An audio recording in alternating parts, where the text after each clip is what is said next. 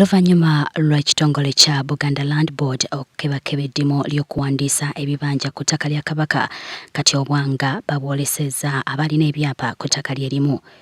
Ekitongole kya Buganda Land Board olunaku olwaleero kitongoza eddimu erituumiddwa Weetuukire era nga eruubirirwa okutongoza wamu n'okwongera amaanyi bannannyini ttaka ssaako n'obukuumi ku ttaka lyabwe. Kinajjukirwa nti mu mwaka gwa 1997 gavumenti eyaliko mu kiseera ekyo yatondawo ekitongole kye yatuuma Uganda Land Commission era n'ekiwa obuyinza ku ttaka lyonna mu Uganda nga mw'otwalidde n'eryo eryali mu mikono gya Buganda.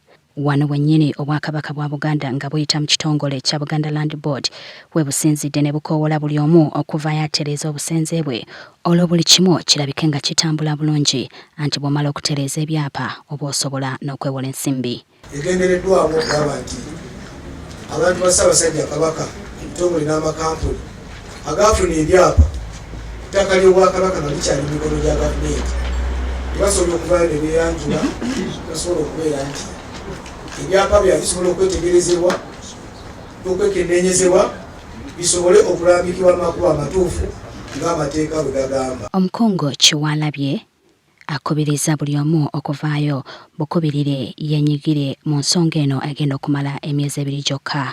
Ekyo bakubira omulanga batuteesewo eri emyezi 2 obeera nti abantu bajjumbira enteekateeka eno egendera okulaba nti abantu ba Kabaka, abantu ba Kabaka bwa Buganda baterera ku ttaka lyabwe basobole okulikulaakulanya ng'oba oliawo bafunye abakuba ku mukono.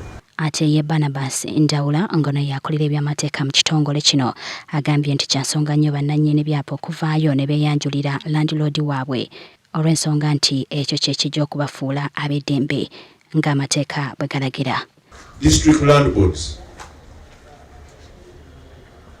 can only give out land that they have authority over.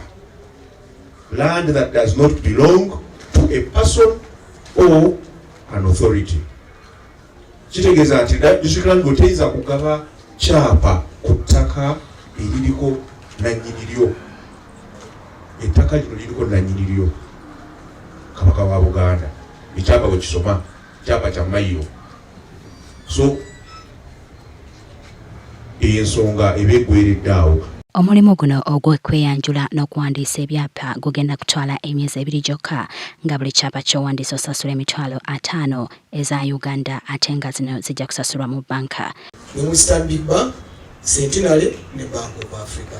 Account si ku mpapula zaffe oli nga tannasasula era okusofuna advice slip okulaba nti ateeka ssente ku account. Tutegeezeddwa nti ne banka ez'enjawulo tezigenda kukkiriza byapa bitali birambulukufu singa omuntu aba agenza okwewola okuggyako nga waliwo obukakafu nti ddala amaze okwetereeza n'ekitongole kya Buganda Land Board.